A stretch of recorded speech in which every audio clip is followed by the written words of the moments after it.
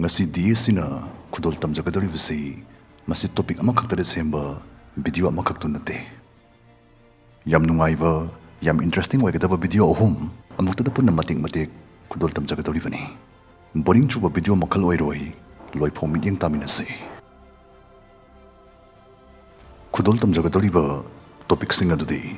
ahanbada myoibana sakiba khwai mamal tangba pot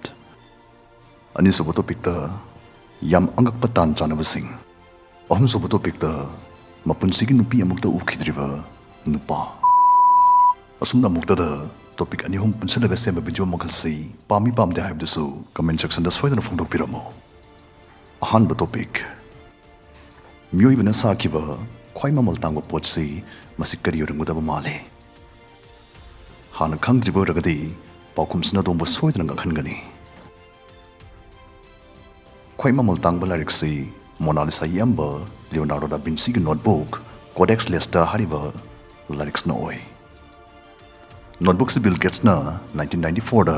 onthok ni yam khraba senfam $3 million ta leikhi notebooks da Vinci na pathok lamba gyan losing mahi sing like padam hangna mato karamna science seasonarum ki haibna sing mukri muksi jithadani yauri bani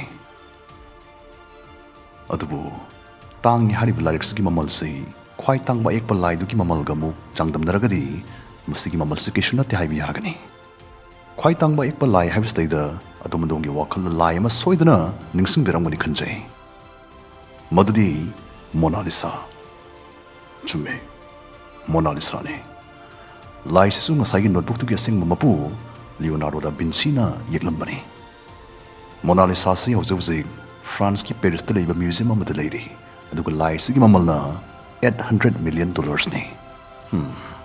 aikoi hojik myoibana semkiba sakiba khwai mamal tangba posak tu gi matang da langlase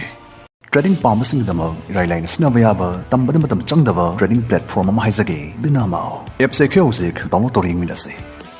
real country rupees 71,100 ne foundation pharmacy na haitringi tamlisna na ba demo account ne Sidai kuina tawdoisi graphs matakta haigalakani natraga makhata haitharakani haibasi hisab tawduna invest tawgadabani haigalakani khan hisab ta green buttons namigani haitharakani khalagana red buttons namigani investment button nagi thadani basel gi sang khangani example oina ₹7,000 investor gi ingse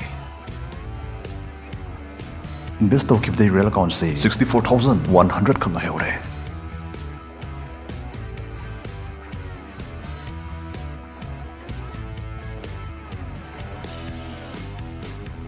How's moving view? Real council profit yauraga ₹76,840 surumle. Deposit buttons to nambiraga yam line deposit abusu yai. Description dagi download to view. Binamao. Mina saboy zeraga so sigi pots di. Ikagi prithibis ta galai bibazanate. Kari urzano to di. Shidalere. International Space Station. Hoi. Potsung si masi amaga amada changdam na budi yaroi adubu ngasi fawda aikoi myoibi khutai thokiba khwaidi mamal tangba potsaksti ISS ne aduga masigi mamal na $100 billion ne million nate billion ani sobo topic yam angakpa tan chanabasing prithvi ki ahan balan jawda Englishman lak taragi mathakta misimina thoki launched the Mapunsigi Englishman Heidi England Masasi John Par Haribni Pasni Aduga de Katorumba Lanjaus the Ikon Kona Siki Pasna George Edwin Ellison Haribni Pasni Yam Nungailidi Plan Sunto Toki Blatana Englishman Lak Sidiba Lanjaus Sigi Kwai Hanba Madi Kwai Arabi Sidiba Mu and Sigi Mongpamsi Mrs Symmetry Matada Tanana Pit Taramangam the Tamnana Leram Basni Yam ngakningai oina tan chanabasi masi marak murta dum thoi sigi nupa sei car accident amadagi matam khara ma koma da leirui mana gyan laktana naba farakanda naba phawai nungai phongdok poina sumo khoktok laga daw yengbi scratch card ama mana raga ma sum leirui lupa manga trapi be scratch card ama chamchamba adugadi madu khoktok lovada $20,000 haidi lupa lakh tara manga gi senpham amagi mana phauki Adaidi TV channel amana mabu interview launaba pau phaurakhi interview chalamdaida mana stress card khoktolubda yaurongkiba manadu ubada mana haraudana phanban chongkibki mataudu mana TV viewers sing sum thokningmadagi atopa stress card amaga sumana chamchamna ngasai dukan de leirui mai dawluramdre ngasai tuna lupa lakh 15 gi sanphamni mana phangkibado aduga handak mani samsam sum phagi tawge na leirupa cards dana lupa lakh 19 gi sanphomgi mana yaurongki thangna numit nini humni staida adubo haujuk hijackriba tan chanabagi wari singsdagi hena yam sathina ngakningai badugumba tan chanabagi wari leiri Ohio da sakmana bangang phaibogani hek pokpaga tokhai yongnaki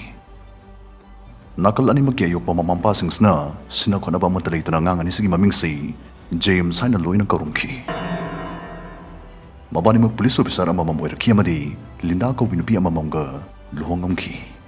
makoina machanapa amamam pokhi amadi masa singsigi mamingsu sapmanana Ellen ngakta karumki imung anisda hui amamam suloiromki adugo hui singsigi mamingsu sapmanana toy hain ngakta tholomki kudingmaksi sinaruba matanate tan chanaruba ngaktani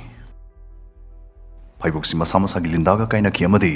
atopa nupi amamga muk luhongki warisisida loire phagi tawbuni nupi atombi ani dusu chapmana na maming beti ngakta karongki mathangi topic Mapunsigi nupi amukta ukhidriba Nupa sigi nupa se chahi mari phuni thoi hinglamki adu mana sukui hinglamstaida Mapunsigi nupi amta uramde thengnaramkhide wafam sitabada nupa se mamit udaba blind am oibazala khanbusu yawirungani adugo madudi natte mamamit ke shutaude mamamit ui mahalo tolotos etin 56 degrees ta poki live activity mapo pasum ne pung mari tangai ngai apokpi mamanunga khi angang sigi mung manung khungul libangam dabdagi mioi kharan angang sei maune tho sari ba sing sigi sing thakta leiba lamboi ba sing lei phama da angang sei sinaram khi nupi sungu khidribadu madu kamdong no khangminarase sigi lamboi ba sing lei pham sei chahi lising amagi mamangdagi nupi changba thingduna lakli thinglibagi maramna mafam se leirib lamboi ba sing sei selaba singangnaba haidi nupa nupi loinaba yumban mari deg laptop ngamnaba tengbang nabane madu tengbang nabane angang sin lamboi bising ayola kiamadi masul lamboi ba moiraki selba singal phakang natana sahi mari phun thoi simana maune tho sing sig ching khada phakum lu dabana Mapunsigi nupi am dorum dana sikhibane atai leiminari lamboi bising dei matam gi makhada dum kumme adu mari sungkung kung kidabana Mapunsigi nupi am dorum dana sikhibane